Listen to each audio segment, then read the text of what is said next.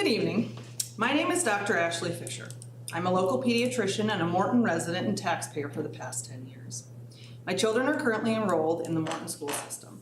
Most of this board will possibly recognize me from the last time I spoke on LGBTQ pediatric healthcare in 2016. Since that time, I've completed WPATH Foundations training, began the 2-year path towards DEI certification, as well as established a local clinic treating LGBTQ youth. To be short, I am now an expert in this subject.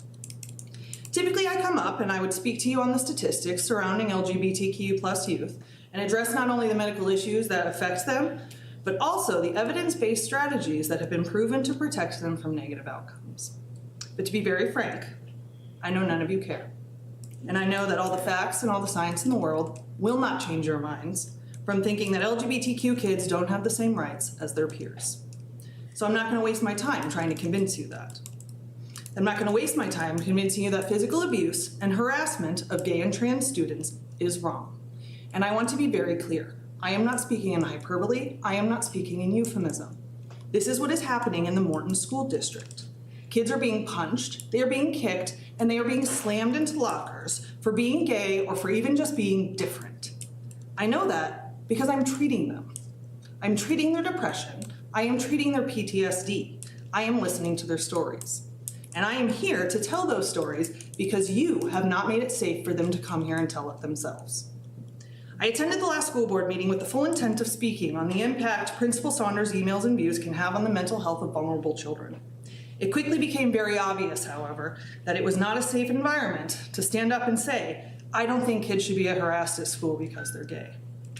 I'm angry with this school board for the part you played in creating that unsafe environment. And I want to be very clear that the policies and the public statements that you have made are directly responsible for creating an environment in which I have to question not only my safety, but the safety of my family, in which I have to genuinely consider that if I get shot on the way outside of that board meeting, I can help no children. Because of you, or each one of you incited that mob with that opening statement. And if I, as a full-grown adult, cannot stand up here and safely tell these kids' stories, how do you expect the children to? How do you expect an 8-year-old, a 12-year-old, a 14-year-old to come up here and tell you what is happening and the abuses they are experiencing in that school district? Especially when the children who were brave enough, children that came in front of an incited mob of adults were mocked, slandered, attacked, and you did nothing. They were children, and you did nothing. You claim to want to protect the children of this district, and yet you were given a very public opportunity to do so, and every single one of you was silent. So I am here to make sure someone holds you publicly accountable for that inaction. And like I said, I know none of you care about it. You have made that very clear in not only your statements, but your personal communications. So instead, I want to spend the remainder of my time talking directly to the students. And I'm hopeful that every one of you who claims to be pro-child takes note, because this is how you advocate for children. To the students watching this at home, especially those that were unfortunate enough to view or be at the last school board meeting, I am sorry.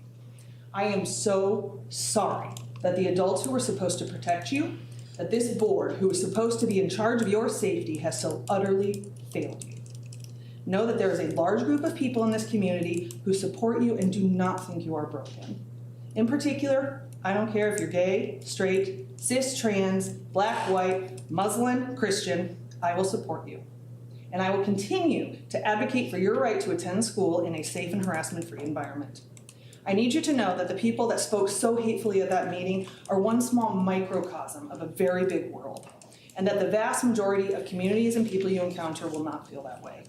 When you finally can escape the oppression this community has so unfairly placed upon you, you are going to find a world that will embrace you, accept you, and celebrate the uniqueness you bring to it. You just need to make it through this first 18 years. And if you need help doing that, if you need counseling or an advocate or protection, or even just an adult to talk to that will accept you exactly the way you are, then you can call my office and I will be that adult. And that is how you get to call yourself pro-child.